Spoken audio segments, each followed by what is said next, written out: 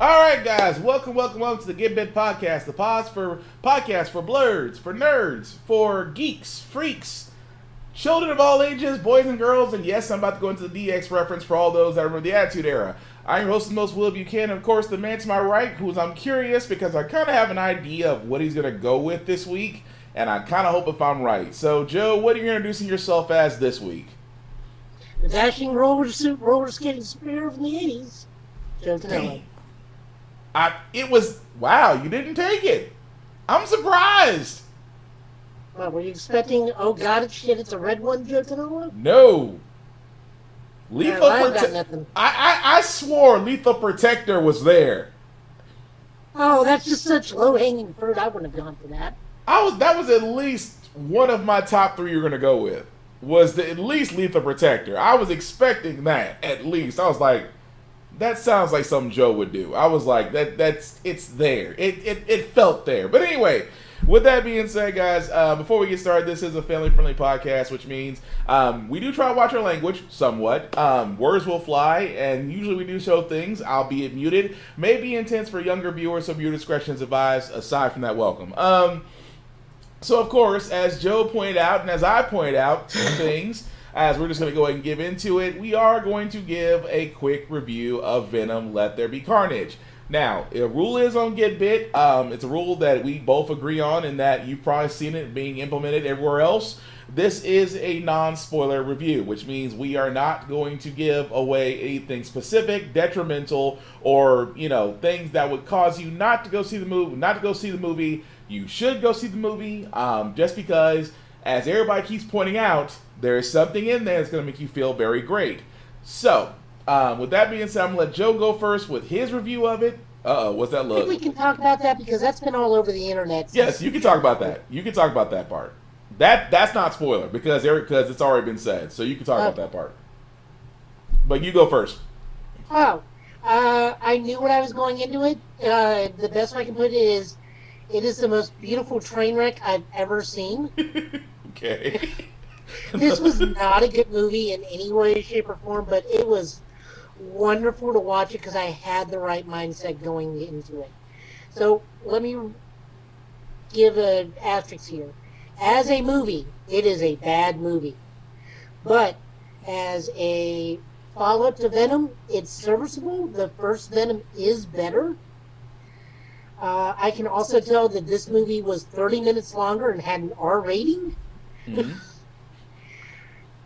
They did Carnage perfectly. Venom and Eddie were really annoying in this movie. They were really annoying. And Shriek got more characterization in this movie than she ever had in the comic book, so that's neither here nor there. Okay. Patrick Mulligan, I'm wanting to know if he's going to become Toxin in movie 3 or not, or if he somehow got Shriek's powers through punch osmosis. I'm not sure which. I'm going to go with Toxin. I don't even know, because we know movie 3 is supposed to be a Venom Spider-Man smackdown. So, and then of course the big finale of the integration into the MCU proper via Multiverse of Madness or Far From Home. Yeah. It's fine. I mean, that's how they're going to be handling a lot of the non-Marvel properties. They are going to be integrated somehow. Right.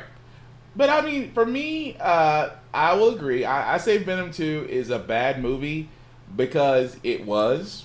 Now, I say bad, and keep in mind, brother, oh, you hate. No. It's bad because of the way that it was chopped and felt a bit rushed, and it felt like the ending was so-so. Now that I got that out the way, it was still, in my mind, a great movie. Just because I'm on the opposite end, the whole talk between Eddie and Venom, it felt like the Odd Couple, which I loved because of the banter they had and the fact of how they kind of entwined with all the other characters. So I had no issue with that. Woody Harrelson as Cletus Cassidy. No, that's great casting. I mean, the man was Cletus Cassidy in Natural Born Killers anyway. So. Yeah. I mean, that's Natural Born Killers. Exactly. I was going to exactly say that. You're exactly right. Cletus Cassidy. What did surprise me is Carnage had a voice. I did not expect Carnage to They're gonna do had that. his own individual voice. I think they had to do that just because we're so used to Cletus Kasady just being the voice of Venom, because that's how we've read him in comics, and then if you really want to be honest, the animated Spider-Man series back a long time ago also gave Venom a voice. But I think they had to do that specifically to give it more of that whole edge of what we thought Venom was. I'm sorry, we thought Carnage was.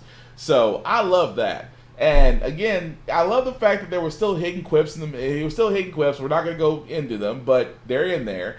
And of course, we are going to. And of course, telling you about the end is not spoiling it, because let's be honest, it's been plastered everywhere. So the hidden scene, we're going to go ahead and talk about that real quickly. Because first off, just to wrap up my side, it was great. Still loved it. I actually went back to go see the movie twice in one weekend, just because I took my nephews to go see it, because they're big Spider-Man fans, and of course, being the older, you have to make sure the film is okay for them. I mean, somehow they got to watch. We had a couple scenes that were a little swiggy for kids. That's about it. Oh, they're 9 and 10.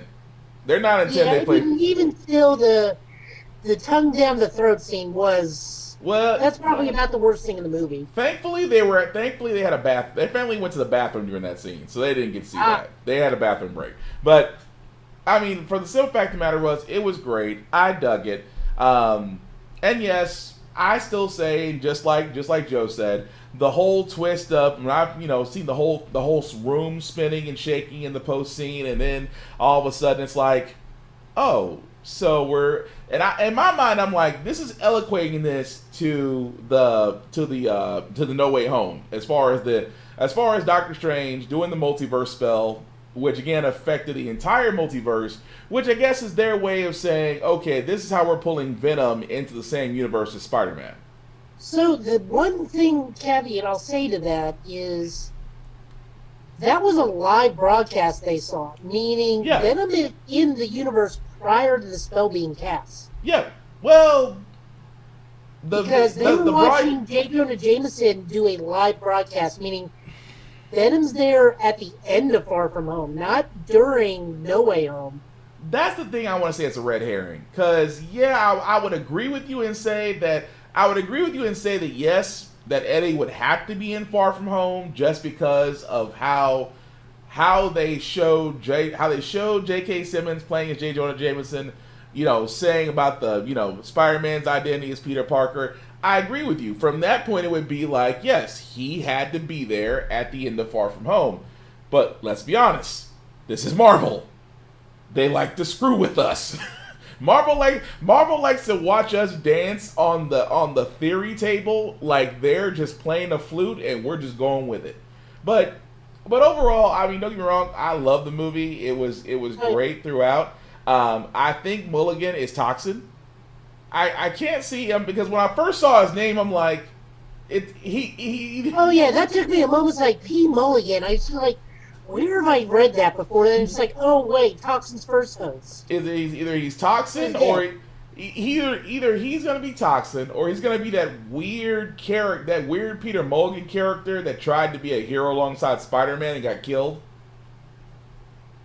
I was like, that's the only two things I could think of. But I think because they're kind of expanding on the symbiotes. No. Peter Mulligan's the one you're thinking of. Pat Mulligan is Toxin's first host. But I think they're gonna try to twist that though. Yeah. I think they're gonna go with Toxin. I think it makes sense to go with Toxin just because. But then again, they have to explain, because Toxin is a split off of Carnage. So, and of course, Andy Serkis had already said in his interview. Andy Serkis kind of halfway confirmed that Carnage is dead. He kind of sat there and let it slip that, well, who's not to say that Venom really didn't, who's not to say there's not a little bit of him out there somewhere? I mean, there's a lot of plot holes in this thing. I mean, Venom left like a massive unknown trail of bodies, for one thing. Right. Oh, that body count was high. I'm not talking about the one. I'm talking about when he kept jumping from host to host. Yeah. Yeah, that's a lot of dead people. Also, Mrs. Chen is compatible with Venom. That was still funny. That was still that was still the funniest part of the movie to me. Venom's whole Carnage's whole birth thing was weird because I don't know how that's supposed to, I guess it's just for this movie thing because Venom didn't technically spawn.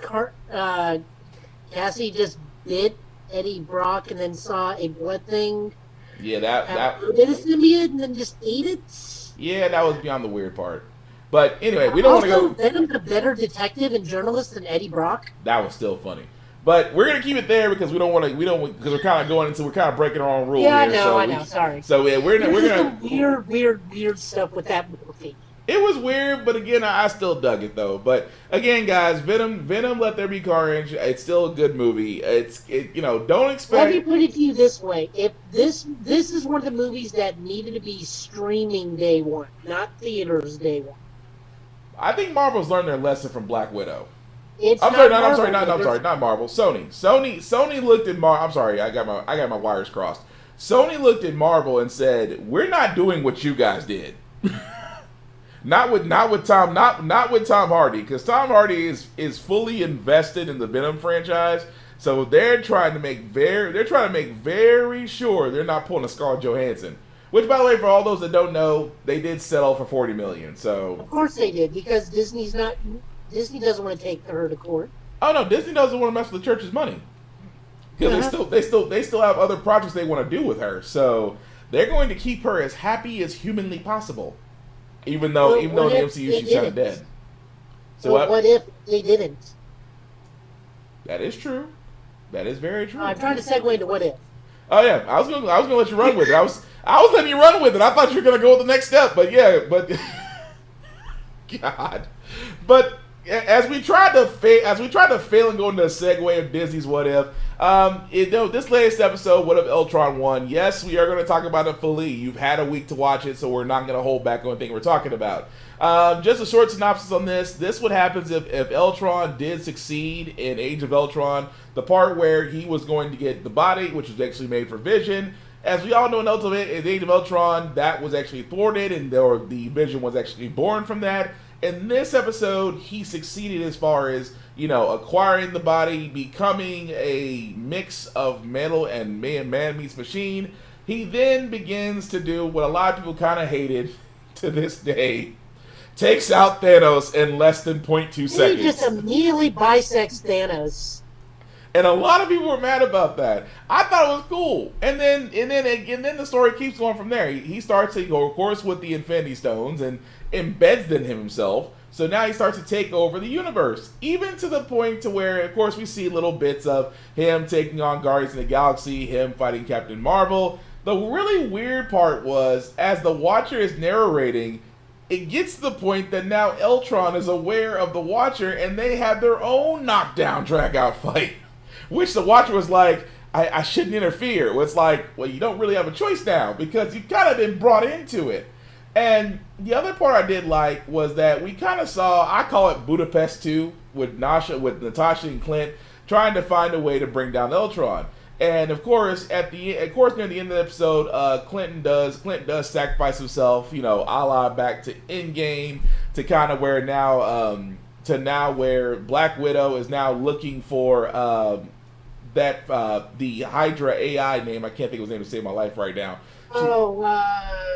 Armin Zola. Yeah, thank you. She's going to look for him as a way to defeat Ultron.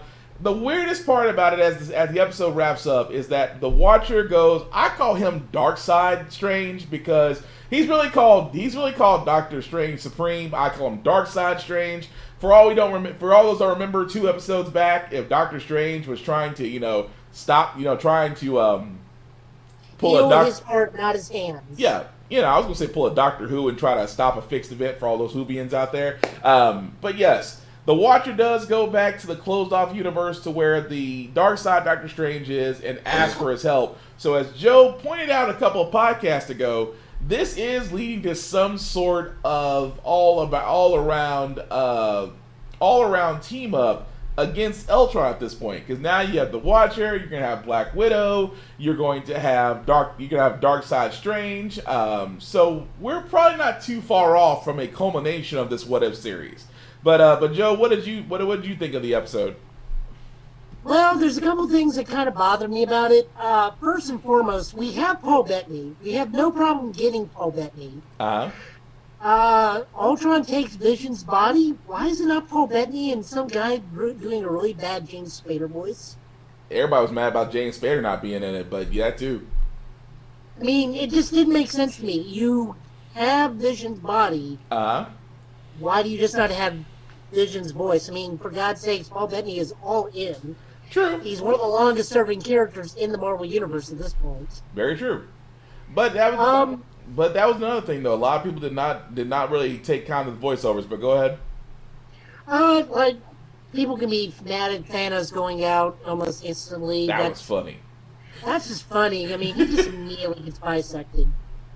Although that also doesn't really make sense because they killed him in one of the versions of Endgame, and he just reality stoned it back to normal. Yeah, but it's just weird that you're telling me that Ultron just caught Thanos off guard and literally split him from bottom to top. I'll leave it alone. But especially since he had almost all the jewels except for 2 at that point. Yeah, but it's just but weird again, though. That's either or there. I agree with you. I thought that was funny as crap. Mm-hmm. The other good funny thing is, I guess technically Natasha has her dad's shield now. Yeah, the Red Avenger, Which was the Red Guardian shield. It was like, Clint, does this look good on me?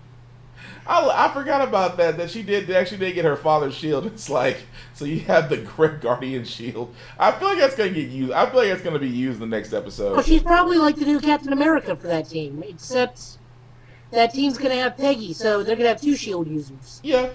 So I mean, overall, like you said, I have to give you props on this. I just feel really bad for Xandar. They keep doing this thing to the Nova Corps. At some point, they've got to introduce Nova with as much crap as they put poor Xandar through. Man, I was mad that you showed Xandar, and then you see this being that's firing, and it's like, no, we are not about to do Nova. And then you see Captain Marvel, it's like, oh, okay. And then we have a wink and a nod to Galactus. Yeah. Oh, the whole thing where he consumes the universe galactic style. Yeah.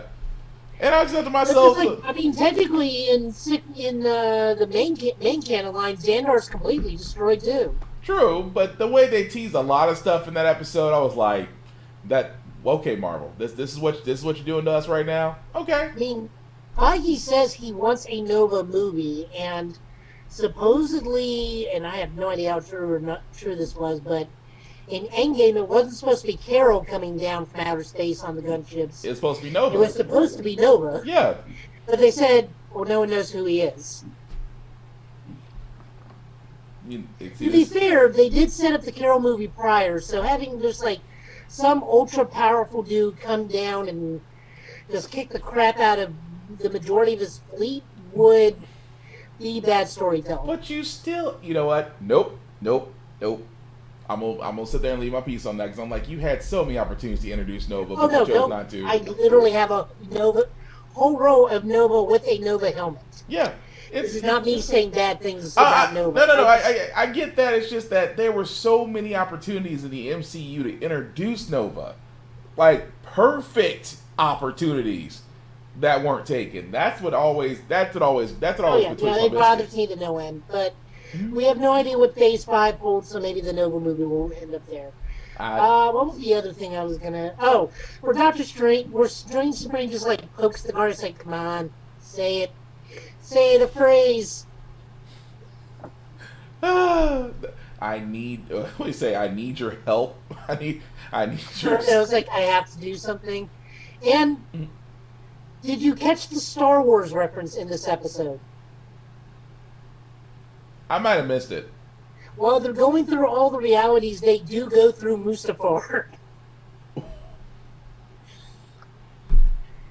You know what? You're right. You're exactly right. Pushing the Watcher through all the different dimensions. Yeah. They go through Mustafar really quickly.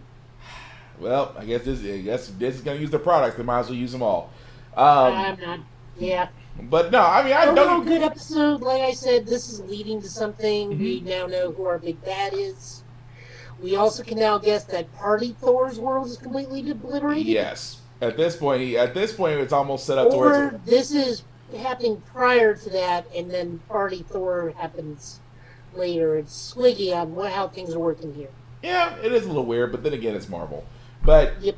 but it's still overall it was a great episode though. Moving right along because how do we sum up Stargirl? This Stargirl Summer School Chapter 8 episode? Because I mean it was as racist as hell. That's just some racist BS all throughout this episode.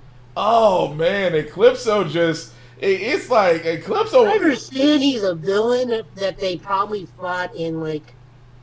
Well, The no, that 40s couldn't and even be 50s? possible at that point, anyways, because according to that, the JSA has been operating from the 50s. They've Right. been operating since like the 80s to the 90s. But it's just the way it's just this. It was the tone he did with Beth. He's like, "You're the wrong height. You're the wrong gender. You're the wrong color." I was like, "Really, CW?" And he keeps going back to the racist stuff too. I was like, "Really, CW?" Like, aren't you This people supposed to be athletic? It's like, right? I thought your people. I was like, "God," but anyway, just a short synopsis on this one. Yolanda quitting the team as she gave back her suit back to Beth. And then it was really this episode was more of Eclipso finally making his moves, being in Rick's head, having him think that Solomon Grundy killed a child, and in turn... so does that mean his uncle killed the kid? I thought about that. Yeah, that was kind of unclear. It's like, did the uncle just like join the hunting party and find the body first and it really was a bear? Or did the uncle kill the kid? That's the thing I was trying to figure out, because I'm like, because Rick, all he could think of was he saw Solomon Grundy with bloody hands, see the kid in the river, you're thinking that he killed the kid. So, of course, he kicks on his power and just proceeds to beat the mess out of Solomon Grundy, which we come to find out was, as we've already said, was his uncle that he put in critical condition. At the same time, he was so distraught about it that he destroys the hourglass. So it's almost like, okay, so Eclipso has successfully alienated Rick, tries to go after Beth, and I have to give it to it. It was kind of hard to watch as far as Eclipso really tearing into Beth, but nice to see that Beth is kind of Eclipso's weak point, just because not only one, she was assured of herself, and number two, she had the goggles which allowed her to see through Eclipso's illusion. So now you had her talking with Dr. Midnight, which I'm just like, dude, where are they going to find you in wherever Shadow Realm you're in? At some point, they have to find you. Yeah, the Shadow. Well, there's two people that actually access the Shadow Realms. Yeah. Right. It's Shade and Obsidian. Right. Which again, I was surprised that Shade was not in this episode at all. He's probably healing. Because that's the thing I was tripping. I was like, okay, so now it's down to the point to where Eclipso is kind of really starting to take over the town. Rick's in jail. Beth is actually trying to now figure out how to get to Dr. Midnight. And you just have... It's a lot of disarray, but I was like... It's a lot of disarray, but it's betterly done than the next show we'll talk about. I'll say that much. Yeah, I mean, it is setting up for the next episode. So I'm not gonna lie. For me, going from a month ago not watching Stargirl to now, it's like I'm looking forward to it. And it's like the first time like I said, watching this Chapter 8 episode, I was like, God dang, really, Eclipso? I was like, I can only imagine the CW side, like, are we going too far with this? It's like, dude, we played Vampire Diaries. We're good. It's like you almost want to say, if they can stomach Vampire Diaries, they can stomach this. But, again, it was still a great episode, all in all for Stargirl. I am looking forward to it, because I think Stargirl's 13 episodes, so we're kind of in the home stretch to the season finale. And we know the next episode is a flashback episode, too. Okay, cool. Okay, so we're probably going to see some back... I think it's confirmed that next episode is the big Jay Garrick episode. Oh, okay. So that's the one he was talking about where they're actually going to showcase him in the Flash, which makes sense. But moving right along, Supergirl's still trash. No point in talking about it just because I watch it. This is the rule I have for Supergirl, for all those who are wondering. I try to get through 30 minutes. If I can get through 30 minutes of the episode, I'll watch the rest of it. If I literally conk out or I have to go do something to keep myself awake, it's a trashy episode. Sorry. Blame the showrunner. But speaking of showrunners, though, DC Titans, their episode their episode 10, Troubled Waters. I gotta ask Joe about this. Did you get Batman Begin vibes from this episode a little bit? So this was a terrible episode. So I'm caught up. Yeah. So we're on what, episode 9? 10. No, we're on episode 10. Mm-hmm. And Titans are normally 12 to 13 episodes. Yeah, so we're getting to the strong stretch. We currently still have 8 plots going on. Uh-huh. Let me think if I can name them all. Whatever the crap's going on with Gar. Raven coming to terms with her powers. Donna. Bruce Wayne trying to kill himself. Yep, and still didn't answer The that question. sheer inconsistency of Crane, because 2 episodes prior to this, Crane was just happy to get pudding. Jason constantly flip-flopping. Nightwing constantly flip-flopping. Well, not constantly flip-flopping, but... kind of close, but you're right, though. Tim. So that's 7. Oh, Star and Blackfire.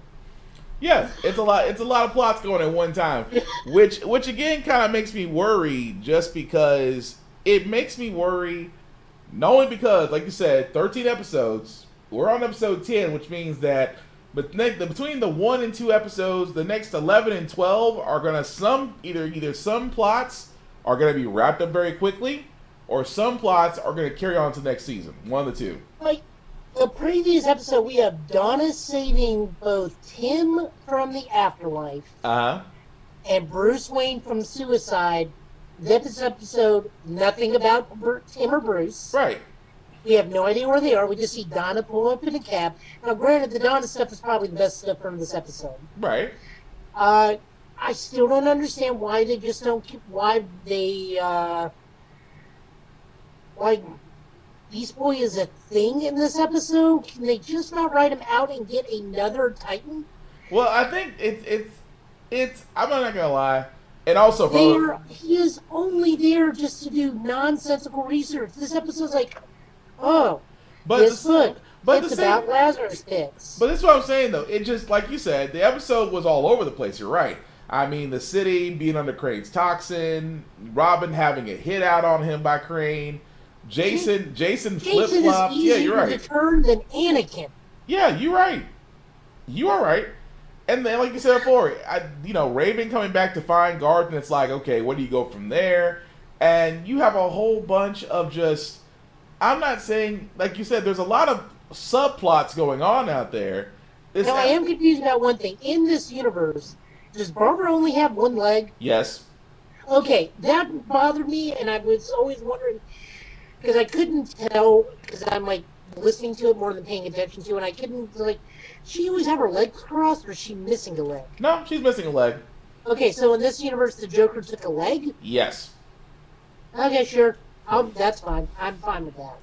But, I mean, don't get me wrong. I'm hoping, because 10 was obviously a setup point. And if you're going to be a setup point, okay, but make it make sense. That's all I'm saying. Because it didn't make sense for them to all go in separate directions, but no culmination anywhere. Which tells me that episode 11, 12, and 13, somewhere along the lines, there's going to be a pickup point, but I'm not sure if it's going to be good, if it's going to be bad, if it's going to be terrible. I'm waiting for Donna to say, it's like, oh, I left Tim with Bruce, and then Tim comes in the last episode. Bruce made me the new Robin. It's like, it's just, like I said, with Tim coming out of nowhere and saying, "Hey, I'm recruited." But last episode was so good with Hank and Donna and Tim. Why is this one so bad? Well, like I you know what? I've said this once before, and I'll say it again. I believe that every show has to have a low point. I think this was the low point before it gets to the part where we all hope to see. But again, I will leave that up to that until it gets there. But I also want to know how low the salary Gotham PD is making, because they bribed the entire SWAT squad That with a quick. single duffel of money. Yeah, that's some low pay. That's all I'm saying. That must be some real that's gotta be bargain hunt low pay at that point. But it's gonna be interesting as far as that goes. But yeah, this Titans episode was it was a little rough, but still looking forward to the next one on that one. But switching gears, not much in the world of wrestling.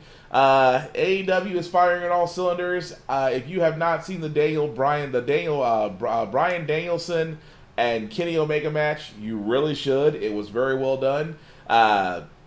And just overall, the WWE draft was not really worth talking about because they skewered some storylines and buried some talent. I will leave it at that, especially since... How's that different from any other draft? Oh, no, I'll put it this way. The first draft that was done Friday was terrible. The other part of this draft, which will be tomorrow, it's going to be horrendous. So, needless to say. Although I will say, I was actually introduced people to Dark Side of the Ring. Nobody, unless you're a really wrestling fan and you watch Vice, if you have not seen Dark Side of the Ring, you should, because there are so many backstories that WWE of all people don't want to see the light of day. But if you ever want to know something about wrestlers and true facts, watch that, and you might change your mind about a few of them. So, I know Joe has some anime news that he wants to talk about. So, Joe, you want to go ahead and let people know what's coming out this fall? Oh yeah, new anime is hitting this season as well as Toku is going well.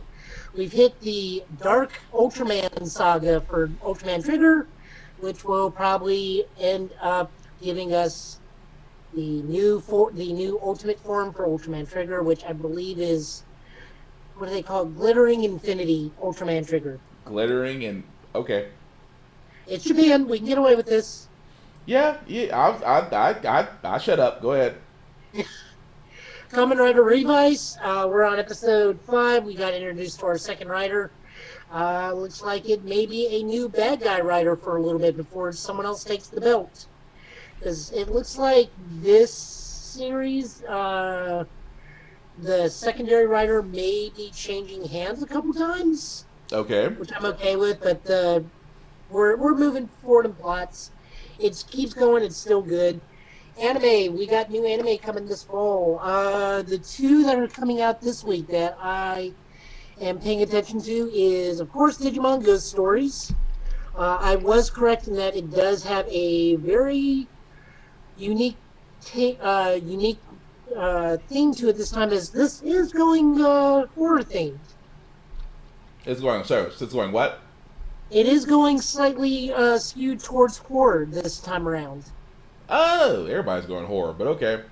Yeah, the first episode came out.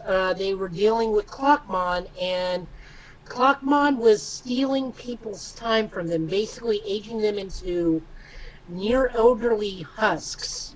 Interesting. From children, and putting them in the hospital due to rapid aging. Interesting. Okay. And then we get introduced to our first of the new Digimon, which is Gamamon, which is a little Triceratops with a little blue bandana, which the main character's dad, who spontaneously gets sucked into the digital world in this same episode, is like, this is Gamamon. He's your little brother. Raise him. I'm stuck in the digital world. Bye. Dang. That's petty. So they fought. So we get the normal Digimon fight, and we get an either alluding to either Gamamon's champion form or possible mega form, but whatever it was scares the crap out of Clockmon. Then they beat Clockmon. Okay. But like I said, this is skewing towards more horror and ghost story types, because the big theme around this one is also holograms. So Digimon will be ghostly holograms this season. Okay, interesting. And their Digivice this time around is the Vita Bracelet, or the Smart Health Watch that Digimon has been put out. That's their Digivice this season. I feel like it's marketing at its finest. It is. But not to interrupt you a little bit, I did want to say also those for Netflix watchers. The next chapter of Baki is now available. If you have not seen it, you really should. It's actually very great. Seven Deadly Sins, their latest arc, I forgot what it's called, Divine Light or Divine Judgment, one of the two. That's also out, also worth watching. So I wanted to mention those two since we're on the anime, and I just remember what those about those. But what else you got, Joe?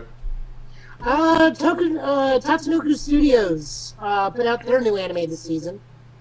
For those unfamiliar, Tatsunoko Studios is one of the classic anime studios. Some of the most well-known ones are Gatchaman. Now I'm blanking because I had to think about it. But they even gone so far to have their own game on the Switch, Tatsunoko Studios versus Capcom. Oh, okay. Got it. Yeah. So they have made, I am unsure if this is a remake or a sequel or both, to their 1980s roller skating dance superhero Mutaking. Interesting. Yeah, I'll say that for sure. Okay, keep going. I gotta check the door for a second. Go ahead. Gotcha. For those unaware, Mutaking ran for about a year, which is not unheard of in Japan. Especially thing, it came over for one episode in America as like promotional stuff. I did. You can find the dub on YouTube. It has all the music still in Japanese, but it has the tagline of the roller skating superhero upholding good American values. Like that, it has a whole song and dance in the anime sung completely in Japanese. Roller skating. You know what? It was the 80s. It's not my fault. Roller rings were a thing back then. I'm not gonna say nothing. I'm like, you know what? I'm gonna leave it alone. As this is a Tatsunoko thing, they're heavy on gags and Oh, now it is. All right, keep going. Okay. But those are my things to watch out for this week. Next week we will be getting more, as soon as I find out where it is. There we go.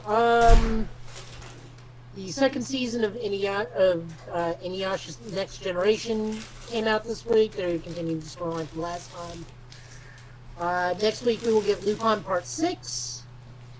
I've also got that on thing. I've got Kyokai Senki, which is... Amazon deliveries are getting weird. But go ahead. Ooh, they're getting late too. Yeah, that dude just showed up. But anyway, where were we at? Lupin Part 6 starts next week.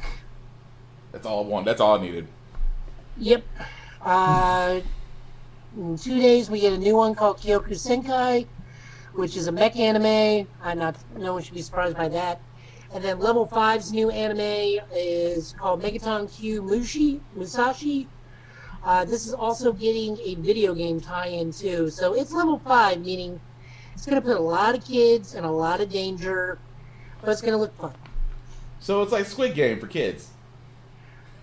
Yeah, the thing about Squid Game, not for children. Not for children. Also, when they open that briefcase. Yeah. Yeah, you got a choice of being either Kamen Rider Ryuki, Kamen Rider Faiz, Kamen Rider Hibiki, or Kamen Rider Kabuto. It's interesting. For all those we're talking about, go on Netflix, look up Squid Game. Please do not watch it with your children. We do not want to give your children. We don't want to give your children issues. So, I would have chosen the Zector or the Faiz driver. Both of them lead you to flashlight speeds. I can't. Mm-mm. What? One of them. What? It's terrifying if he chooses the Ryuki deck. That means he has to deal with mirror monsters the entire time. True. I was just thinking about the fact of that relation to. Never mind. Keep going. It's my head. It's only in my head. Keep going. No. It's not in your head. Those Faiz and Kabuto do have the high speed riders thing. Also, a brief mention. This is a short story anime that's only going to be about 5 minutes long. And the only reason I'm bringing this up is because it's something I physically do. Nintendo Switch's Fitness Rhythm and Boxing is getting a 12-episode, 5-minute anime series.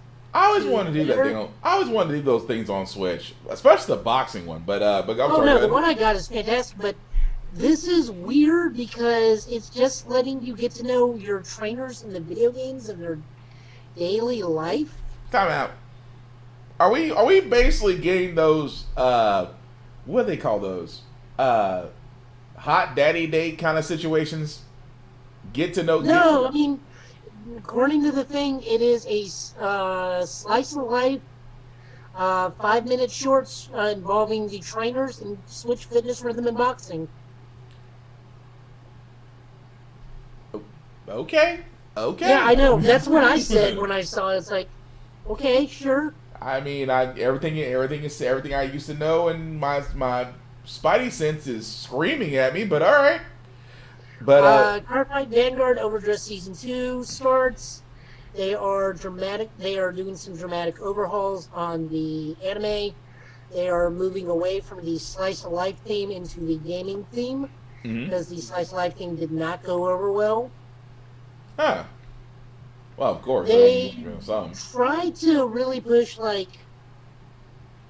I don't fault them for trying to get us to know the characters first more than anything, but it was clamps. That mean it ended with two guys boxing in the mind space naked for the final episode of a card game series. That would make me, that would be the logical conclusion I'd come to, and it would still be weird. It's clamps, so I guess that's par for course for them. This is what I mean. I just don't like clamp stuff because of the series, because of the art style. Still though, that is still a little weird though. But no, that's a lot of. I was gonna say, oh, and also since we're on the anime, I just not thought about this. Demon Slayer unfortunately will not start airing until December. Black Clover is rumored to be starting after Thanksgiving, and Jujutsu Kaisen will not start again until next year. So. And what was that other one everybody was so thing? What? Mushoku Tensei? Oh, that isekai where the kid's a genius. The Jobless Genius isekai one. I don't remember. I didn't watch it. Where the kid was a genius? I was gonna say Dr. Stone, but Stone Wars has already happened. No, this is the one where the kid gets isekai. The guy gets isekai and starts out literally as a baby. Oh! It was the big thing last year. Ooh, I know what that is. Yeah, I can't think of the name of it because it's on Crunchyroll. I know what it is. It's on Crunchyroll, but yeah, that's a popular one too. The name is a little off. Jobless Genius or something. Yeah. It's something like that, but I haven't watched it yet. But I've heard great things. But we're also supposed to be getting a new Gundam Build series. Gundam Build Breakers, I think.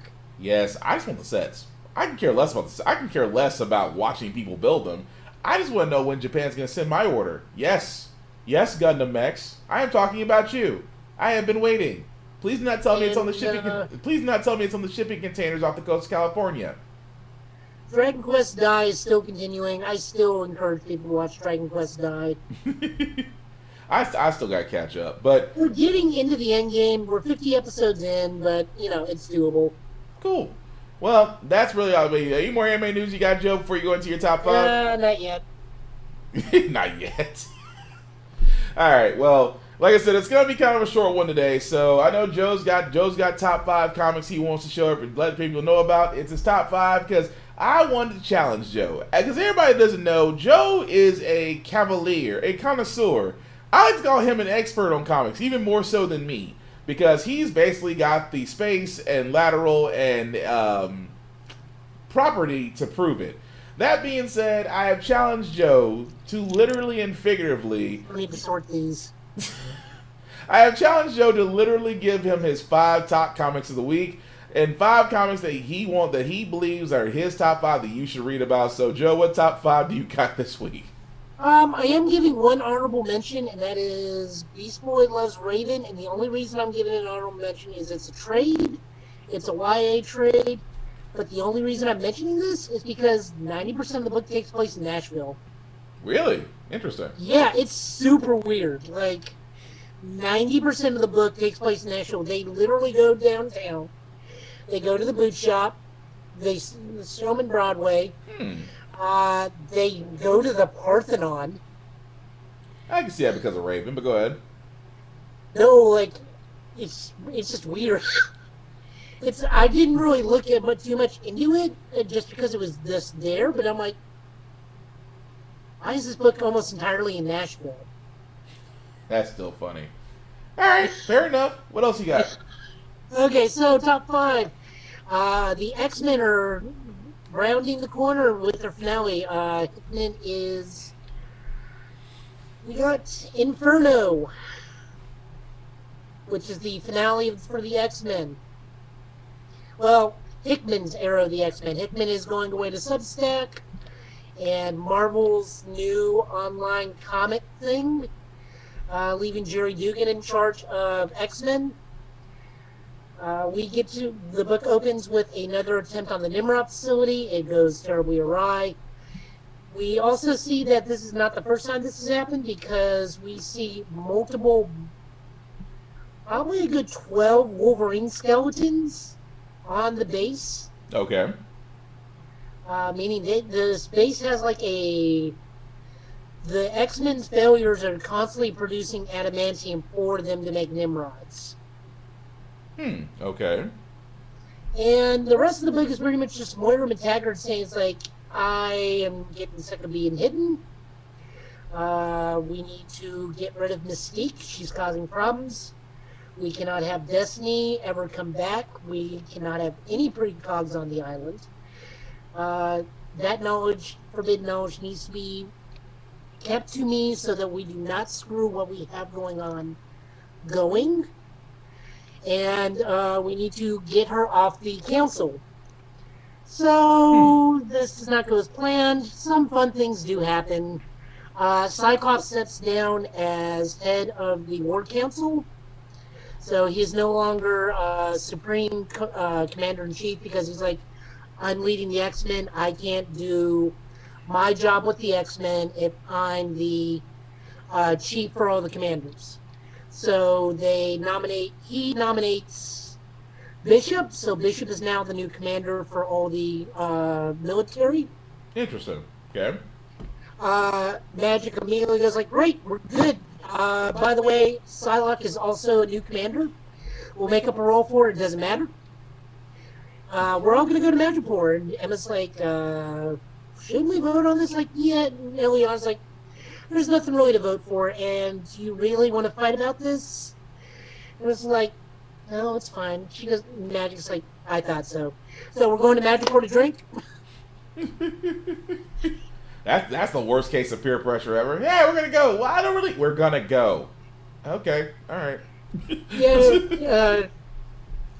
It's also a new tradition that when a new captain gets raised, they have to go to Madripoor just for the fighting and the booze. Wow. It's tradition. A tradition that Ileana immediately starts. It's an immediate tradition. What is it now? It doesn't really make it a tradition, but okay. So, meanwhile, we do get to see some of the Quiet Council things. So we see the Quiet Council has stepped down because Bishop has moved up, so he's no longer on the Quiet Council for second in commands on the Marauders. Okay. He's now part of the Ward Council, which is sitting on the Outer Ring.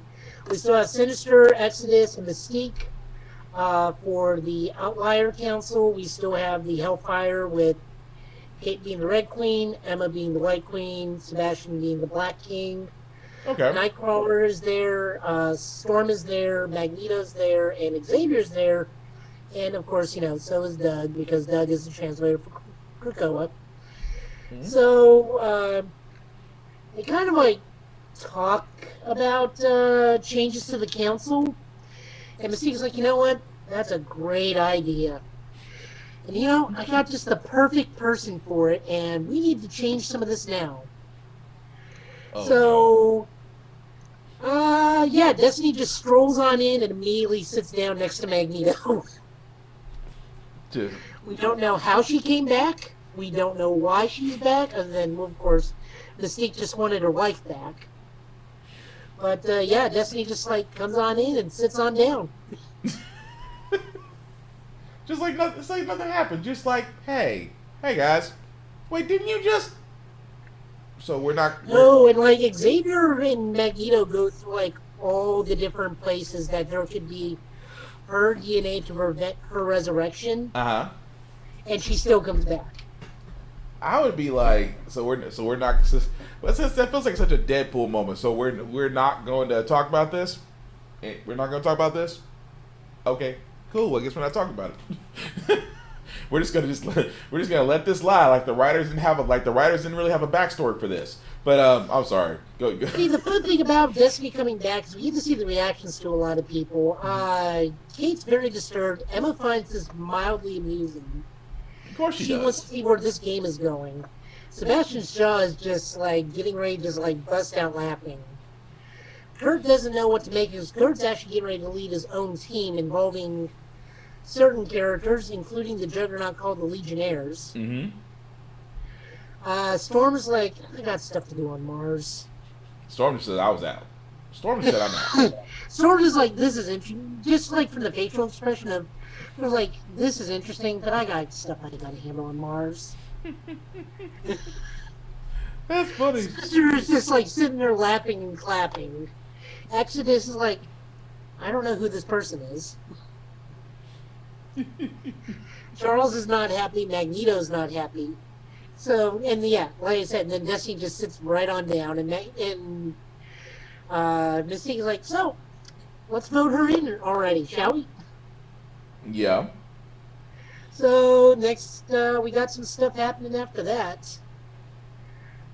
Kicking it over to the Spider-Verse, we got Miles Morales. This is... Come on, load.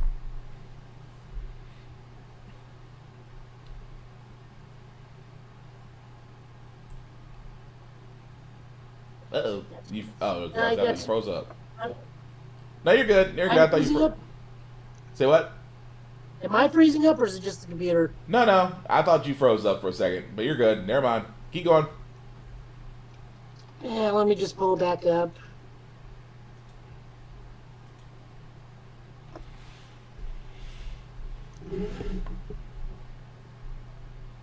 Ah, there it goes. Yeah, it just didn't want to work with me for a minute. So this is issue 30 for Miles Morales. I have actually, now that I've finished with Exodus, or Excalibur, I'm going to start collecting the Miles Morales books. Also, this has Miles' new costume, which has that weird hoodie. Wait, which weird hoodie? Yeah, he's got a brand new costume. So this has like him with like red boots, more red to his skin, but he's got a hoodie where the face goes up to here on the mask. Oh, okay. Got it. So this episode, it's written by Saladin Ahmed, who's been his principal writer for a while. Art is by Carmen Carnero. This issue I just really liked, and the only reason I'm really looking at this one is this is Miles just doing friendly neighborhood stuff most of the issue. Interesting. Miles takes on a mandroid armor that's attacking a taco truck.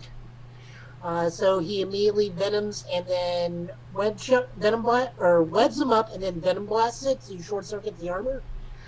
Turns out it's just some guy that thinks that the taco gong is serving frost giant meat. I'm sorry. That's funny. And then he even says, like, Google it. After the War of the Realms, the CEO of Taco Gong went like, you think I'm going to listen to you after you try to shoot me with lasers? Where did you even get a Mandroid suit? He's like, resellers. You can find them on you can find anything on that website. And he just like weds the dude to the taco truck, and he's like, you know what? I'm done. I feel like that should be a turn to the reader moment, just because that feels like a fourth wall break. But go ahead. Two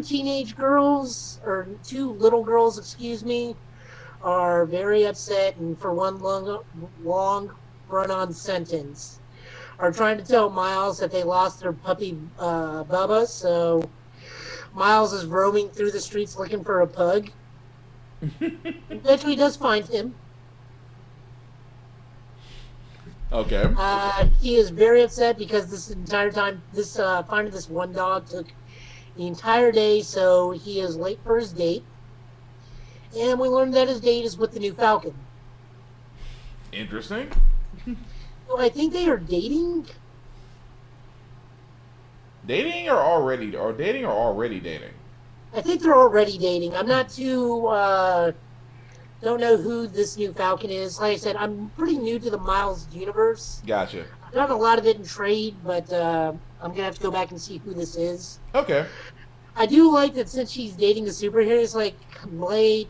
I was gonna change, but then my phone died, and I had to go look for a dog. And she's like, same, and same. You do realize we're in the same career. None of that's gonna work on. But I also know that you're telling the truth at the same time, so we're good. And then we see that they are in these sniper crosshairs of somebody, and we end it with Taskmaster.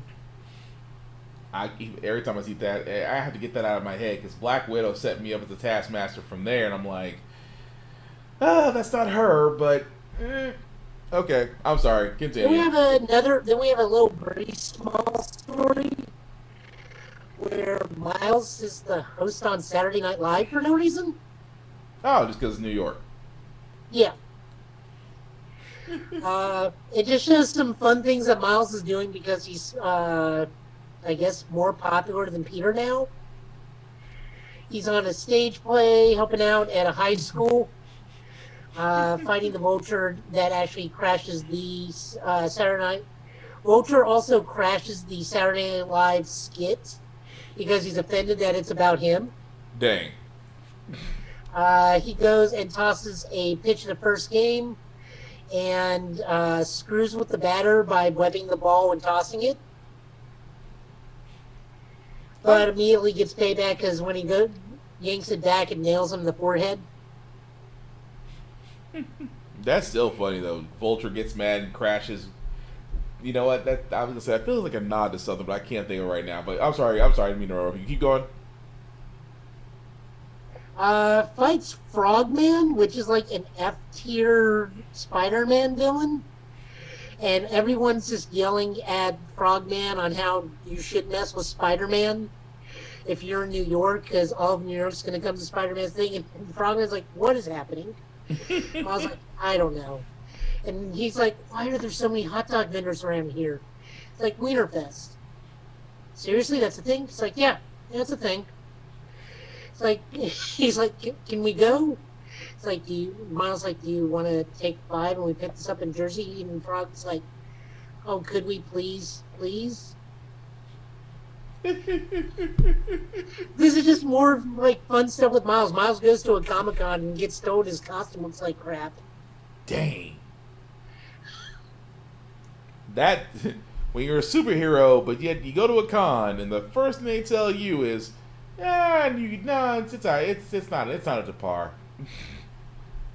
It's really, I like this because it's just one of those everyday Miles things. That's still funny, though. What else you got? I love it. Amazing Spider-Man, issue 74. This is also legacy numbering 875. This is the finale to the Nick Spencer run on Spider-Man, the finale to the Kindred saga. After this, it's Ben Reilly. Interesting. Okay. Without going into too much territory, this time, yes, everybody is correct. It was all Mephisto's fault. Look, you guys get to have this one. Yeah, I don't know. We kind of been wrong a few times, but go ahead. So the long and short of it is Nick Spencer in 2 issues has dealt with Sins of the Past, and this issue is still undoing Sins of the Past and dealing with One More Day. A lot of nods to One More Day lately, but go ahead.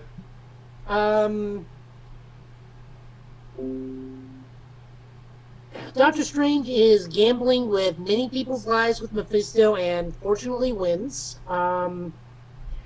Spider-Man is still fighting both the Kindreds, which are the clones of the Black Goblin and the supposed children of Gwen Stacy and Norman Osborn, which we learned that was not the case. It was just Norman Osborn cloning a whole bunch of stuff. Or not Norman, Harry Osborn cloning a whole bunch of stuff. Harry joins the fight because he's good again, Still dies as a result of the fight, because of course he is. However, his soul is no longer damned to be Mephisto's because of Doctor Strange's thing. Yeah. And through a technicality, we have undone one more day, but they are not. Peter and MJ are not remarried, but now they have the potential to remarry. Why? So, Doctor Strange 1, which undoes the thing that keeps Peter and MJ from being married. Okay. So they get their love for each other permanently back. Oh, gotcha. So they do not undo the undoing of the marriage. They undid. But they now have the possibility to go and get married again. Oh, because of that previous thing of am I in love because of that little mistake? Yeah, okay. I got you. I was trying to think like, that little messed up story where it's like, am I in love with you because you wished it to be or because you wanted to be? Or how do we know it's real? No. They're saying the reason is also because of all the reshifts going around. Yeah. That stuff like that may have not ever happened. Both the kindreds die. And we learned that the reason Mephisto took away the marriage to begin with was because it showed in a possible future that Mephisto can see is that it was never Peter that was going to topple him. It was actually and we see her in this issue, May Parker, specifically the Earth 2 May Parker. Okay. From Spider-Girl, she is the one that would defeat Mephisto and take him off the throne. Oh, got it. So he went through all the trouble to make sure May Parker never comes into existence. Damn. Got it. So, however, because Stephen won, there is, again, the potential for them to get back together, get remarried, and May can still be a thing. Gotcha. Now, we are still not touching that whole thing of Norman Osborn can somehow still have May. Because remember, she was born and then got traded for that stillborn, and Norman Osborn still technically has May Parker somewhere around in this world. Yeah, it's a mess. Not touching that we can forget that. Right. It's canon. It's canon now. It's canon and it's not canon. We also have some short stories. We have a guy meeting Peter at Ben's grave, and then quick recap of Spider-Man's life through his memories, but we also learned that the guy was a terrible alcoholic and Ben tried to help him, and then just some touching stuff. We have a complete history of Spider-Man as told by Spider-Man up until current points, and it can also possibly be done to that End of the World song. There's a lot of End of the World songs. End of the World as we know it. Oh, it's R.E.M., that, okay. The Real Fast to Talk one. Gotcha. The go-to. Gotcha. Yeah. We also have a book called, a short story by called Janine by Zeb Wells. For those of you who are not familiar with, and for good reason, Janine is Ben Reilly's Mary Jane. Long ago, back in the 90s, when they were slowly undoing stuff, Janine had to go to jail for murder in self-defense, but still murder. And she's been in prison pretty much this whole time. Okay. However, because of the Future Foundation supporting Ben, Janine gets to be set free, and she immediately wants no part of it, and then sounds like, yeah, but if we're letting you go so you can go live that life of Riley, she's like, I'm in. And then she's like, so, and then like a limo pulls up and she's like, so is that my right? And they're like, you've been assigned an escort. Then Ben pops up in the new costume and he's like, it's me. And she goes like, Ben, I know your voice anywhere. Just take me out of here. So this is one for Joe because this is more Ben Reilly stuff. I like that we got to bring back Janine. Janine also was very pivotal is because in Spider-Girl, The character Dark Devil is actually May Parker's cousin, because Ben and Janine had a kid after Ben died, and that turned out to be Dark Devil, which was a daredevil, which he had powers different that were more akin to Daredevil's sonar, but also had Zarathos with them. Interesting. Yeah. Jumping over to DC, we got Robin, the new issue Robin, meeting Mortal Kombat. Mortal Kombat everywhere. Go ahead. I'm trying not to laugh. Everything. I mean, I really just summed up the whole issue. Just Waiting for it to load.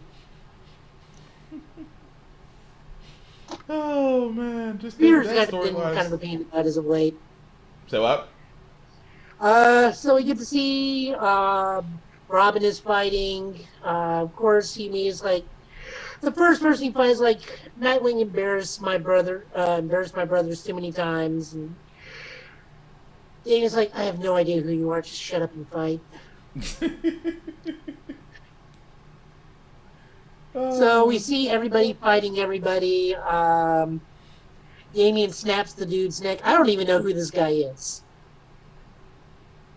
That's a first. You don't know Oh, who here it this is. Robin versus Blue Shriek. I don't know who this dude is. So he immediately gets his neck snapped. Robin just goes right to round 2. Robin versus Tengu. I have no idea who this guy is. I'm sure these are actual villains. Feel like they're plants, but go ahead.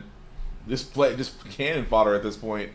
Pretty much. Tengu does something. Robin immediately charges at him. Robin finds just a sword, random sword on the ground, kicks it into Tengu's throat and kills him.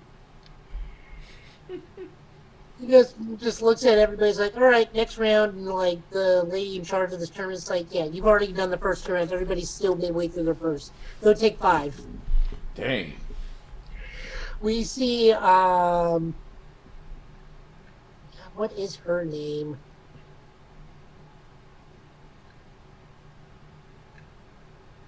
They say it here. The Japanese chick, who has all the skull paintings, she does a Kano heart rip. They even say heart rip as she does it. Damien's just sitting there with some coffee, and she just comes out, it's like, that tournament's a real workout, you know. So we see some of the other fights. A character called the Drench electrocuted some dude named Draken.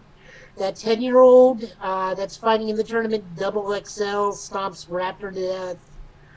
Raptor choked out some random dude. He literally doesn't even have a name. It just says choked out that professional wrestler with his own fanny pack. That's Robin just says, like, that's incredibly harsh. Some dude named Johnny Fist tried to shake out Connor Hawk and just got immediately splatted. Nice. And then Black Swan versus Double Dare. Versus Double Dare. That's their name. Double Dare? Even Damien says, like, I only see one dare. It's like, they had a civil war, sister against sister. And Damien's like, which one? And the, what's her name, who also now strangely has her own coffee. It's like, I can't tell. I'm still laughing about that. Double Dare. I just, you know what? I'm going to shut up because that could go 6 ways from Sunday Respawn is fighting Jiro. Jiro is the Japanese Batman because he looks like Batman but with a Kamen Rider scarf. Yeah. And a Kamen Rider belt. No idea. Meanwhile, what's his name? What's her name? And I really am mad I cannot remember her name because she's like a pivotal character to this. And are you still there? Yeah, I'm still here. My camera just went off for a second, but keep going. Okay. Hands back his stolen manga. And then we get some nice time with he asks, like, why are you even with your supervillain? he like your is Lord Deathman your father? She's like, God, no. It's like, I just sought him out and he's fun to train with. And at this point, he's just more fun to hang out with more than anything. Sounds like the odd couple to me. She even says, like, look, Lord Deathman can be really weird and incredibly frustrating as an instructor. But he's gotten better lately, less crazed. Sometimes I think I'm the one training him. Wow. So then we get everybody's come back, and everybody has like they have this powwow. It's like, okay, we need to get the book away from the lady running this tournament. That's probably the secret to everything.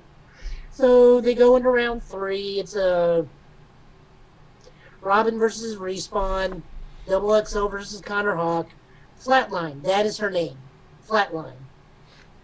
Versus the Drench, which Flatline still has the heart she ripped out because it's she's collected in that little book bag of hers. She still has it?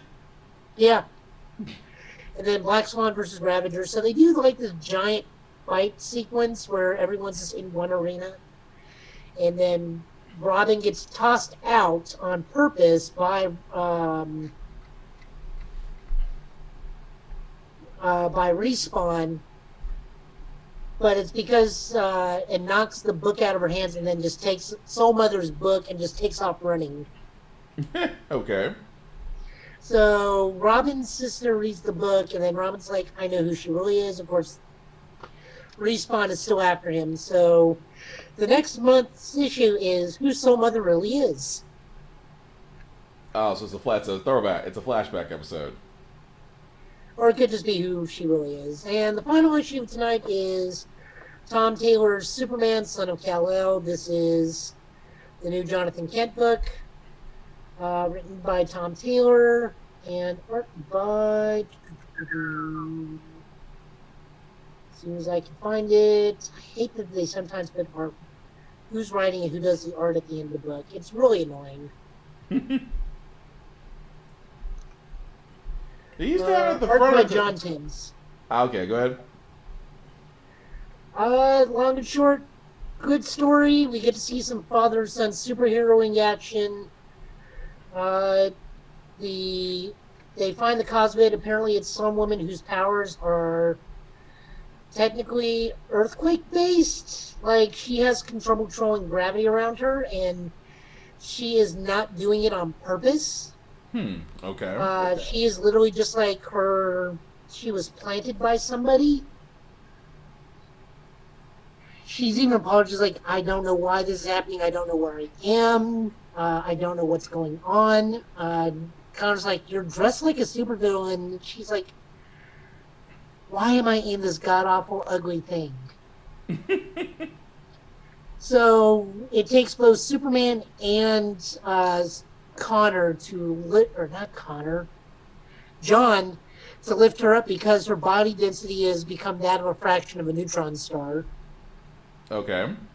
So they have taken her to Star Labs, so she's in a zero-G chamber where they can, like, help her.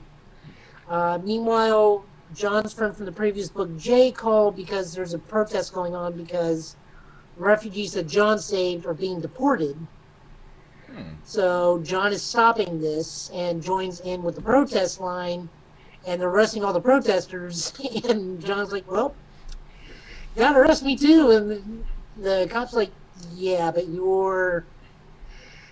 So John's like, yeah, I know who I am. Yeah, but your dad is like, yeah, I know. But you still got, it's like, are you gonna arrest me? He's like, you gotta do it too. Because remember, Superman is still out as Clark Kent in this continuity. So you're like, Cat Grant interviews is like, what are you hoping to achieve by this, like, fairness? It's like, you're forgetting my dad was a refugee. My grandparents, my actual Kryptonian grandparents put their only child on a ship, sent them across the stars, and here. You guys have no problem with them. Why should these people be any different? They're actually from this planet. Right. Then he goes like, well, and these are people from this nation of Gamoran? And well, they're saying like, well, President Bendix is saying he'll welcome them back with no punishment. It's like, yeah, I don't really believe that. So we get to see John Happiness and like Superman, who's very heavily shadowed. So you think it's like really, really mad. Like, son, it's time to go. Then we just see he's like, yeah, the cell was dark and the overhead light was out. Wow. Like, what about the others who got arrested? Am I only out because I'm famous artist? Like, no, I got them released too. There's been a public outcry. And then, like, what John says, like, I did hard time, Dad.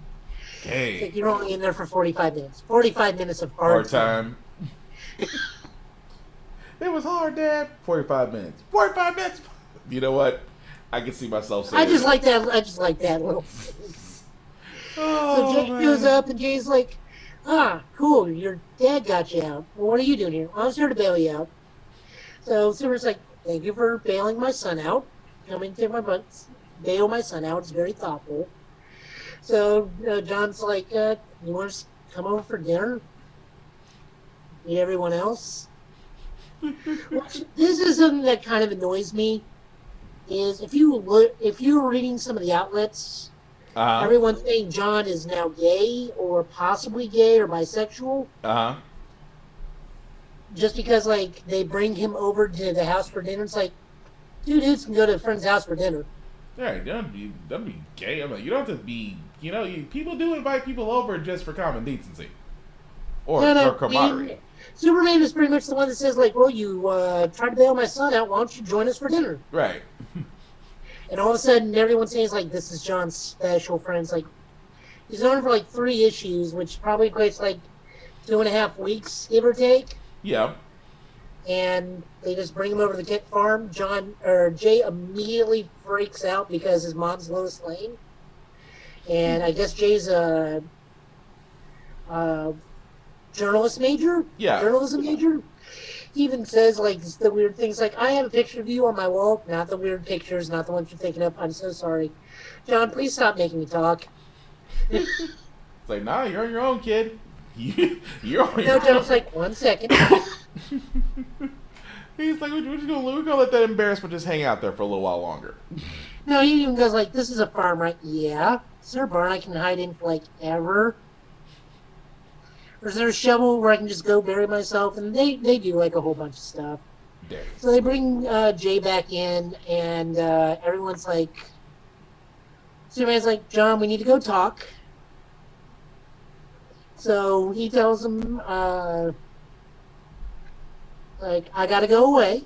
So they're setting up like Superman going to Superman the Authority. Yeah. I think. Or no, it's the other book that's happening, the thing where he's on Warworld. That's still the Authority. No, the Authority's something further down the road.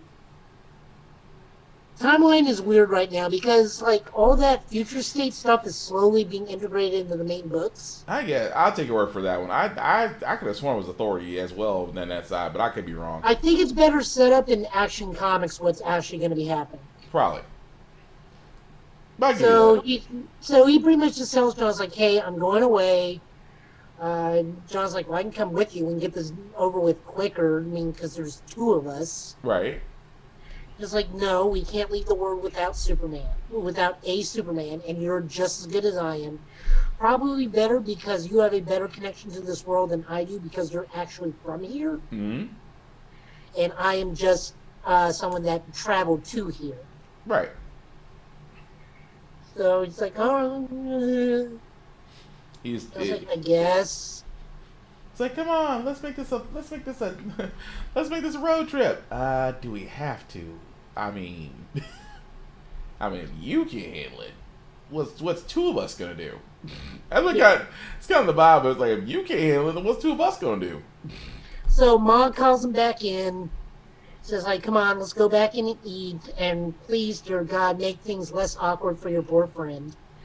Meanwhile, Superman and Lois are talking, and we see that the president somehow got a hold of that one girl from earlier in the issue, and just hot drops her on top of the Kent farm, pretty much nuking it. Damn. So we get to see, we have no idea what's going on there. Okay, so that's where it ends. Yeah, that's where it ends. Damn, that's a interesting twist of shit. But okay. Yep. But okay. But thank you for that, Joe. As we're gonna go ahead and call it tonight and wrap it up. Joe, anything on the horizon that you got going that you want to let people know about? I'm doing spooky games right now. I'm taking a quick break from Shield Mom and Pals. Yeah, I know, you just love that title.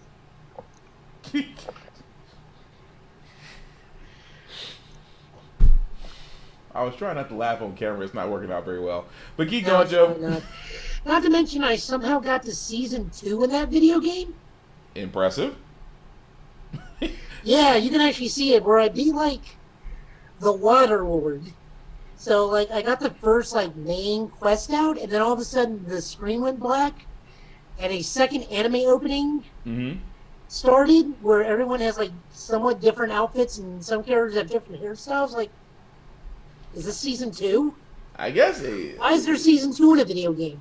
In fact, now when you start up the video game, the season 2 anime opening plays instead of the first one. Sounds like Dark Souls to me. But aside from that, where I know you do. So I am doing spooky games. So I got 3 games I'm working out on. So I'm alternating right now between Ghostbusters and Resident Evil 2 remake. Okay. I just beat the Leon campaign. I'm going through the Clear campaign. People should know that these are not I'm having fun with it. So it was a rocket launcher campaign, infinite rocket launcher campaign on Resident Evil. Nice. I don't have the time or patience to sit there and scavenge for bullets. I want this to be fun. That's what the whole point of. There's no cheating. There's no cheating in Alien Isolation. That's going to take me a bit. Good luck. Ghostbusters. I mean, it's Halloween. Why would I not play a Ghostbusters game? That's fair. But you're trying to play Alien Isolation. You're better off playing Dead Space. But good luck. Oh no, I love Alien Isolation. That's fine. I'm just not turning the microphone on because I got to talk, and I don't need to every time I say something. The alien get me from behind. True. Other than that, the only other thing I'm doing, you can see when I'm playing. I post it either on my Facebook, my Twitter, around a couple groups, somewhere on Discord. Just general stuff. And eventually, once I get all that taken care of, we'll go back to Tales of Arise. Also, be looking out for Guardians of the Galaxy. More than likely, I'll play that. By more than likely, I mean absolutely. We're all playing that. But your gaming channel, sir, where can they find? Where can they watch you on Twitch and join in and discuss with you, sir? Joe Italian last name. I still say that's the greatest. That's the greatest Twitch name you should have on that point. But aside from that, let me also, before Joe goes to the rest of his socials, guys, we also do support comic books, especially Rick's Comic Store, Rick's Comic City. That was definitely a terrible. Help me out here, Joe. I'm swimming out here in the middle of nowhere.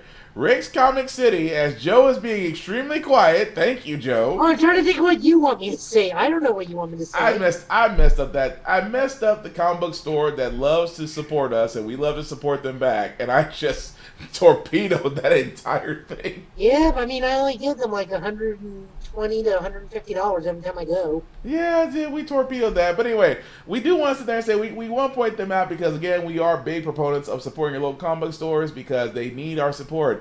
There's nothing wrong with digital comic books going through Amazon, Comixology, and things of that nature, but there's something about having your own collection. Nothing wrong with digital, but we actually do want, if you can support them, please do so. And ours is Rick's Comic City in 3 locations, Fort Campbell, Clarksville, and in Donaldson. So definitely do check them out. And also, if you are unable to get to a comic book store, you can also go to your local library. They actually carry the most up-to-date comics and anime and manga. You would be surprised because a library card is still $1. In this day and age, a library card is still $1, and you can use said library card to actually get those things, check them out, and enjoy them the same way we do. So definitely check out comic book stores, check out libraries. They are the last bastions to where you can actually get these kind of things here, and also support your local comic book stores, and ours is Rick's Comic City, so definitely check them out. But Joe, where else can they find you on the social, sir? Where they can also watch you besides Twitch? Well, I mean, here, so you can find me on Facebook here most nights around 8:30 to 9. I believe I'm being, towards the end of this month, I'll be on Everyday Superhero Cast. Nice. Also which shout is, out shout to them as well because they do also share our podcast. yeah, Julian and Lydia are fantastic people. At some point, I'm going to be on the Fire and Water podcast, which is I am very good. I'm friends with one of their primary hosts, Shag Matthews. I will be reviewing when we get to it. I think we only got like 6 issues, which means probably about a year and a half I'll be on that podcast. Nice. Joe's getting slick popular, and I'm just like this is why I say Joe knows people. He just doesn't say it. He's very humble, but he is a known person in comic book cycles and cosplay worlds. Much like our other friend Shadow here is. So he's very humble about it, but he is a known individual. Where else can you find me? Tension Justice Unlimited. I have my own Laser Time group based out of the Laser Time community called Toku Time, where I run that Facebook group. We just talk about Kamen Rider and all sorts of tokusatsu things, which that new Hideki Anno Kamen Rider is getting a whole lot of stuff. Darn, I forgot to give you that so we can play the trailer for that. That's all right. We got Friday. We got Friday where we can go back and go into that. So for those of you who do not know who that is the man who directed Shin Godzilla. He is directing both Shin Ultraman and Shin Kamen Rider. Nice. All right. Where else can you find me? Twitter is Joe Tenlo, number 10 LO. I have way too many social things. You're a popular guy, Joe. Instagram is Nashville Scarlet Spider, Nashville Green Lantern. That should be everything. This is how I know how Joe is popular, because he's still you realize how many ways you can find him and where he's gonna be. That makes me just. My YouTube is Total Justice Gaming. See. Which at some point I'll put something on there. Maybe I'll do like a whole stream and just share it to YouTube as opposed to the Twitch. Maybe that's where I'll do Guardians of the Galaxy. Well, there's also StreamYard. That's what I was going to talk about. I'll talk about that off camera because there was something I wanted to say that's actually pretty good that I found out. But anyway, aside from Joe, Humble Joe, I'm going to roll with that for a while. I don't have enough time for all these places. I got work to do.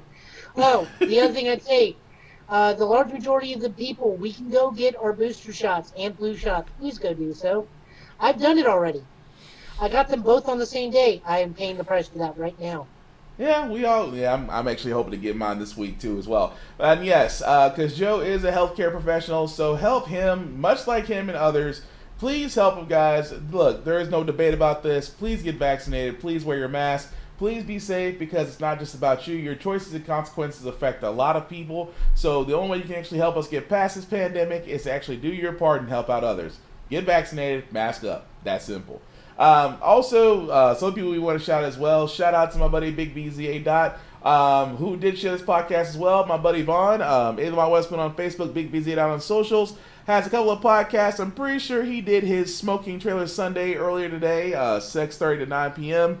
I know every Tuesday he does the RAF podcast, which is like America's Funniest Home Videos, except done by WorldStar, every Tuesday from 6:30 to 9 p.m. So definitely check him out, Ademar Westman on Facebook, Big BZA on socials. Also check out the Everyday Superhero podcast, because again, the guys there are definitely great and wonderful. They share our podcast as much as we share theirs, or try to share theirs. I try to promote everybody I know, because at the end, I'm just hoping we all get to the places we would like to get with these podcasts. So again, check them out as well. Also, shout out my buddies Ari and Geek Salad. Check them out on Facebook and on YouTube as well. As for yours truly, the link at the bottom in red. If you copy and paste that in your browser, it'll take you to my link tree. What you got, Joe? We got two more. We got two more to thank. Oh, what else? I'm sorry. Who else is this? We got Shadow. Oh yes, Shadow at Shadowverse Creative Entertainment, also on YouTube and Facebook. Who else I forget? We got Jared, because Jared went with me to go see Venom, and he was so nice about it. He's like, even though he's like, so did you like the movie? It's like, oh God, no, this was a terrible. He's like, oh thank God, I was trying to see how to be polite about this the whole night, rest of the night. Jared, and also I think Jared's IG is it Nashville Flash. The Flash in Nash. The Flash and Nash. Okay, there we go. Also, another friend of ours who also is a avid Flash fan and also cosplayer. If you've seen, and if chances are, if you've been around Nashville, you've probably seen this guy in cosplay and wouldn't know it. But also check him out at Franklin Walker Franklin dealership in Franklin, Tennessee. If you're available, he can definitely help you out as there as well. Franklin Walker Chevrolet, I believe. Walker Chevrolet. Okay, sorry, Walker Chevrolet. Okay, cool. All right. I'm trying to think. Did we catch everybody? I know I'm kind of running off 3 hours of sleep, but did we catch everybody? I think so for the moment. I mean, in November we'll definitely have to do something with the Ghostbusters, Nashville, Tennessee Ghostbusters. Oh yeah, I'll keep that in mind too. But all right, cool. I just want to make sure I didn't leave anybody out. So. The link mix at the bottom is basically me, guys. Copy paste that in your browser. It'll take you to my link tree for my YouTube and Facebook groups for all of my podcasts. Git Bit, How the Frack We Got Here, and Alphabet's Podcast. My IG handle in the top left corner, BlackBox447. Definitely can follow me there. As I do try to post movie and game reviews, sometimes some gem stuff. I'm not in the best shape like Joe is. I'm trying to get to where he is because he works out quite more than I do, and I need to get back into actually doing that. Aside from, why you shake your head, Joe? Because I am not going back into that gym until there is a mask mandate. Oh, that's the most right. I'm doing is jogging in my neighborhood and fitness rhythm and boxing. Nothing wrong with that because they haven't really put a mask mandate and they really need to. But with that being said, guys, we do want to thank you all for watching. I know Sundays are a little bit different. We only do this because one, there are movies that come out pretty much like Venom that we're trying to catch, and that's the reason why it's on Sundays. We will be back at our regular scheduled time this Friday from 8:30 to 9 p.m., in which we'll catch you up with all the news of the week. So with that being said, Joe, anything you want to say before we call it a night, sir? No, I'm okay. Humble Joe. I'm going to start calling you Humble Joe because you slow humble brag as far as everything that you do. But with that being said, guys, again, please be vaccinated. Please mask up. Again, the world is moving forward, but we can't move forward unless everybody does the right thing, which is look out for each other, which is the whole thing we try to do. Aside from that, guys, please take care of yourselves and each other. We'll get through this. I've been Will. That's been Joe. This has been the Git Bit Podcast for this weekend, guys, and we will see you again next Friday. Same bat. I can't say same bat time, same bat channel. We will get sued. Same time, same channel on Facebook and YouTube. Thanks for listening, guys. I horribly somehow got this podcast, and Joe is just sitting there smiling at me. Peace.